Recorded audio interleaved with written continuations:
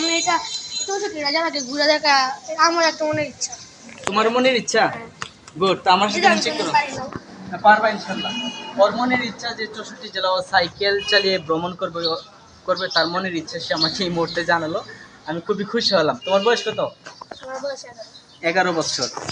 তোমার নামটা আবার বলো। আমার নাম মেঘদীপ শাহ। মেঘদীপ শাহ, বা নামটা খুব সুন্দর। শাহানা সাহা। মেঘদীপ সাহা, হ্যাঁ খুব সুন্দর। আর তোমাদের কি আর কি যেমনি থেকে আর কি করতে পছন্দ করো তোমরা? পার্কের প্রশ্নটা কিন্তু করতে পারো। আমার ইচ্ছে শ্রীমঙ্গল ভ্রমণ করা। শ্রীমঙ্গল, আমার বাড়ি কিন্তু সুনামগঞ্জ। শ্রীমঙ্গল হলো আপনার মৌলভীবাজার। এখানে অনেক চা বাগান। বাংলাদেশের 90% চা কিন্তু আমাদের সিলেটে হয়। কক্সবাজার গেছেন? হ্যাঁ, কক্সবাজার গিয়েছি। হ্যাঁ, বিশ্বের সবথেকে বড় বিচ, লংগেস্ট বিচ। এটা সবচেয়ে বড় কিনা এটা আমি কনফিউজ আছি। এখানে এটা বিতর্ক আছে। সুন্দরবন গেছেন?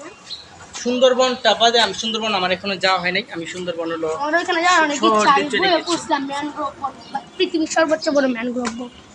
সুন্দরবন নিয়ে আমার আলাদা একটা পরিকল্পনা আছে। এটা হলো যে আমাদের সুনামগঞ্জ থেকে পায়ে হেঁটে আমি সুন্দরবন যাব। এটা তো অনেক বড়। আমি হলে এর আগে এলো পায়ে হেঁটে টেকনাফ থেকে তেঁতুলিয়া ভ্রমণ করেছি। এটা হলো বাংলাদেশের সবচেয়ে লম্বা রাস্তা। আর সুনামগঞ্জ থেকে একদম রংপুর থেকে একদম ইয়ে থেকে যে কক্সবাজারের টেকনাফ থেকে পঞ্চগড়ের তেঁতুলিয়া। আর ইয়ে হলো যে সুনামগঞ্জের ইয়া থেকে সুন্দরবন পর্যন্ত এটা হলো যে পাতাইরা আর কি সবচেয়ে লম্বা রাস্তা আর কি, মানে ওইটা আর কি। যাই হোক, তোমাদের সাথে পরিচিত হয়ে ভালো লাগলো। স্পেশালি যে তোমার সাথে পরিচিত হয়ে ভালো লাগলো। তোমার সাথে তোমরা ভালো। আর আপনার এই জিনিসটা খুব ভালো লাগলো যে আপনি প্রযুক্তিতে লাগলো। হ্যাঁ হ্যাঁ, কিশোরগঞ্জে আবার আসলাম। প্রথমবার তো আসছিলাম, আবার দেখা। কিশোরগঞ্জে আসলে হাওড়া এলাকায় যাওয়া বেনিফিট কি বলবো?